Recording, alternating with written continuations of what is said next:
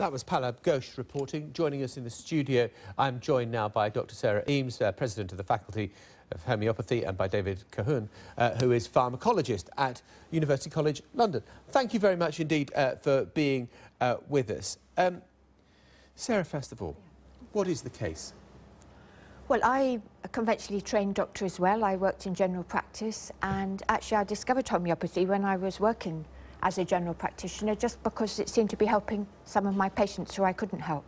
So I just became intrigued and studied homeopathy, and I find it a useful adjunct to conventional medicine. It's not a question of either or, but it very certainly helps people sometimes that conventional medicine can't. Do you think there is a placebo effect in this, in that people like the idea that there is this alternative medicine that is way off the kind of beaten track, and therefore people think, oh, well, and it has an effect because people want it to have an effect? Well, all treatments have a placebo effect, as I'm sure you know, but most of the people who come to see me have tried and failed many different sorts of treatments before they come, so they've had plenty of chance to respond to the placebo effect of other treatments. I don't quite see why they should suddenly respond to the placebo effect of homeopathy. David? Homeopathy is absolutely simple. There's nothing in the pills, period. If you compare them with the placebo, they're identical with the placebo, so of course it doesn't work. And actually, the question is largely been overtaken by facts. The homeopathy degrees in this country have pretty much all shut down. The homeopathic hospitals have either shut down or in the process of it. The commissioning of homeopathy has gone way down. I mean, this is, you know, there are much more interesting things when it comes to alternative medicine, stuff like acupuncture, which quite a lot of people still seem to believe in, than homeopathy. That's been and gone. So you're saying it has no medical merit whatsoever? It can't possibly do. There's nothing in the pills. If you compare them with a placebo, they're identical with the placebo. A homeopathic pharmacy has hundreds of bottles labelled 30C, and they're all identical. There's nothing in them. Well, we think the explanation for homeopathy comes from physics, not from chemistry, and so the molecules are less important. But what's really important for me as a doctor is that actually it helps people. And as a matter of fact, it will save the health service, it will save any health service an enormous amount of money. Homeopathic remedies are not costly, they're extremely safe, and they prevent people having endless investigations and treatments when they've already not helped. So considering the health service can't really afford to offer a comprehensive service at the moment, I really recommend it. David, I know this is an anti-rationalist argument, but isn't it possible that there are some things that happen which are not explained by conventional science, and therefore, if you have patients of Sara's being treated and getting better using homeopathic treatments, hurrah! Yes, the question is whether they get better because of the pill. The only way you can tell that is by proper, fair testing. And when homeopathy is tested properly and fairly, then it fails. Of course it fails, because the placebos are the same as the pills. And I suppose Dr. Eames will now wheel out the Bristol study, an outcome study, where they tested 6,000 patients and asked them afterwards whether they felt better or not, and about half felt they felt better or a bit better. You know, a bit better is what you just tell the doctor to please them. Right, well, I tell you what, why don't we ask Sara to put that test in her own words to see what she says? Yeah. Well, I wasn't actually going to wheel that out at all. What I was actually going to say was that I think it's rather an old-fashioned sort of medicine that thinks that the doctor knows when patients have got better and that patients don't know when they've got better, because, you know, on the whole, patients go and see health professionals when they don't feel well, and they don't go and see them when they do feel well.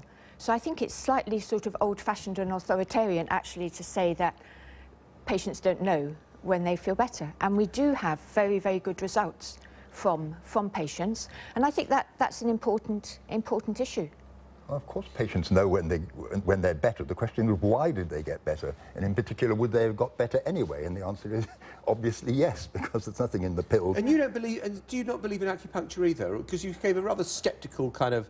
Oh no, I've just written a paper about acupuncture. It turns out that there's essentially no difference between acupuncture and sham acupuncture.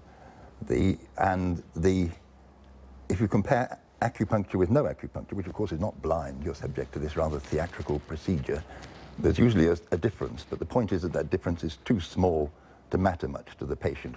So It may be a placebo, it could even be a real effect. There's no way to tell, but it's too small to do anything. Okay, I see. So acupuncture is dead too, I think. Sarah, I had homeopathic treatment, and I've got to say it didn't work for me, and it felt so terribly Harry Potter-like in the sense that there were sort of things that you're putting around your belly button and other stuff that I was having to do, and I followed it all religiously, and it was done by someone who had been being done by, administered by a conventionally trained doctor, a GP. Well, I have to say that doesn't sound like homeopathy to me, because homeopathy is just taking a history and then prescribing the homeopathic medicine which we think is most suitable. But there is an important point I'd like to make, and that is that there's plenty of evidence for homeopathy, and that's often forgotten. There are about 150 double-blind trials in homeopathy, and actually more of them are positive than negative. I know some people don't like to hear that, but there are positive trials in homeopathy, and I think if you add that to the fact that it has tremendous patient satisfaction... Can you two not even agree on what has been scientifically proven or not? Well, I don't know about agree, but it is perfectly clear that since the pills don't contain anything, they don't have any effect. If you understand statistics, I don't know how good you are at statistics, I wrote a textbook on it at one point, you will realise that it's quite possible that if you do an awful lot of trials, some are going to come out positive just by chance. And that's what happens. It's obviously what happens because there is nothing in the pills. I mean, that statement you just said about you think it's physics, not chemistry, what on earth is that meant to mean? What sort of physics? Well, what I'd like to say about the trials is that there are more positive ones than negative ones, so I don't think it's entirely random. What did you mean by the physics and not the chemistry? Well, then I would like to say that I think that backs up patients' experience and my own experience. And Professor Cullen said before that people would have got better anyhow, but I see people who've been ill for 20 years, 25 years, and sometimes then get very much better with homeopathy, so I don't believe that is natural healing. OK, we're going to have to leave it there. I don't think we're going to get you two to meet, those two minds to meet. Both of you, thank you very much indeed for being with us. So, snake oil or medical miracle, sure you can have an opinion. Do get in touch with me on Twitter. I'm at BBC John Sopel, and you can see what we're working on Facebook too, at facebook.com/BBC World News. We'll be back very shortly.